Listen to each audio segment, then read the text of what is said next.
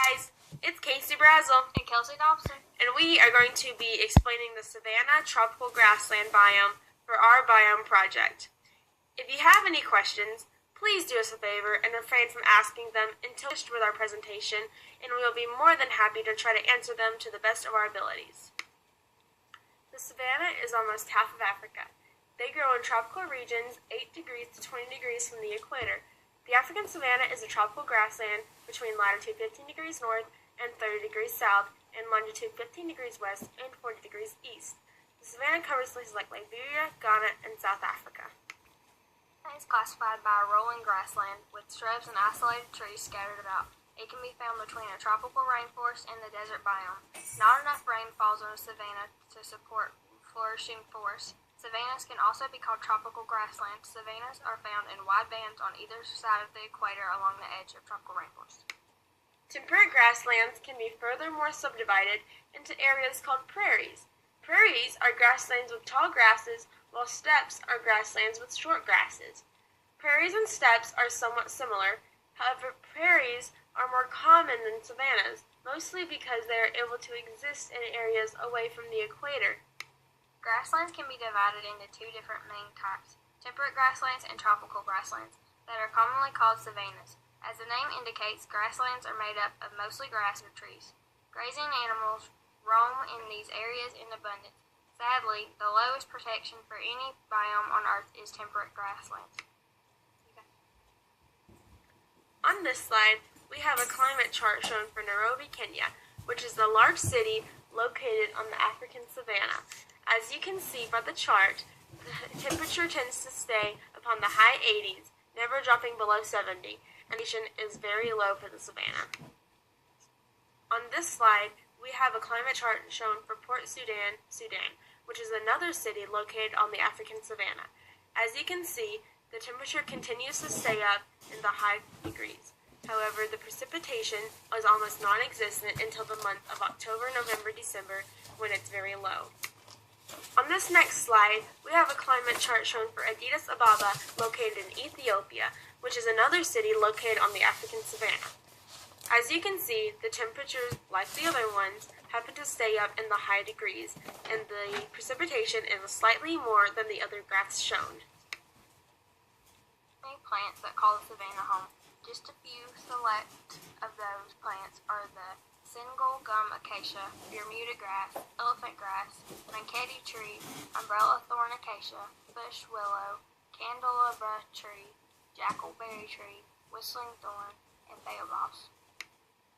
Bengal gum acacia has aesthetically pleasing flowers that happen to be a yellow or cream color.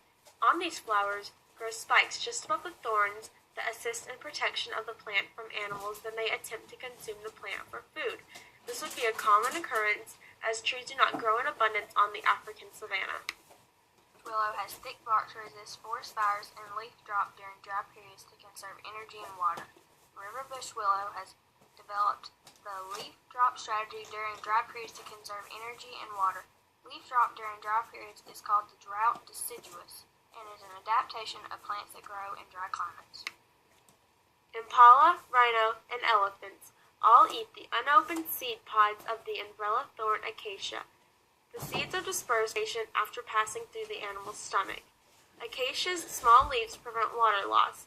Also, the acacia's umbrella-shaped top enables the leaves to catch more sunlight.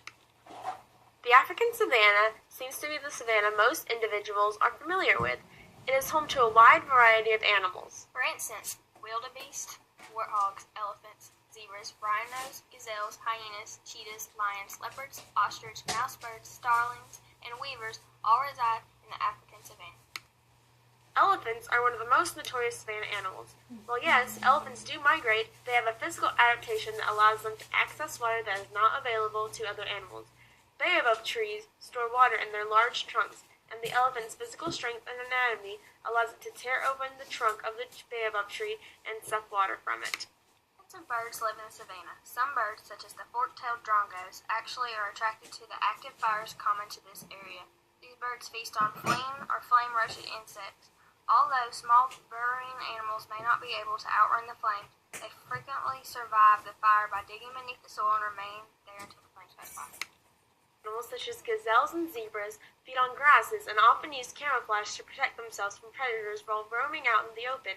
Some animals, like small mammals and rodents, use camouflage to blend in with their surroundings and have grass-colored tan fur. These tiny animals also avoid predators by burrowing underground and being nocturnal. On this slide, we have a food chain. As you can see, the producers at the top are trees, bushes, and grass, and they go to the consumers that eat the other plants. Those consumers go to the secondary animals that like to eat the animals that eat the producers, and those animals all go back to the main tertiary. Hunting and poaching are incredibly serious problems on the savanna. Various reports of wildlife hunters and poachers were collected from boomed grassland sites. Creating strict laws and establishing wildlife preserves are two ways to best eliminate the effects and the sad reality of poaching and hunting on the African savanna. Several operating stone quarries were observed in the grassland habitats within the savanna.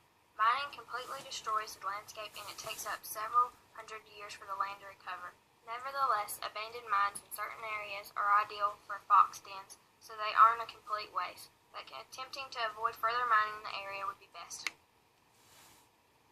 The exact distribution of the different types of soil on the savanna can be complicated. In some areas, plate tectonics have broken up the original plain and exposed the bedrock underneath. In others, large-scale deposition of marine sediments over vast areas have occurred over time.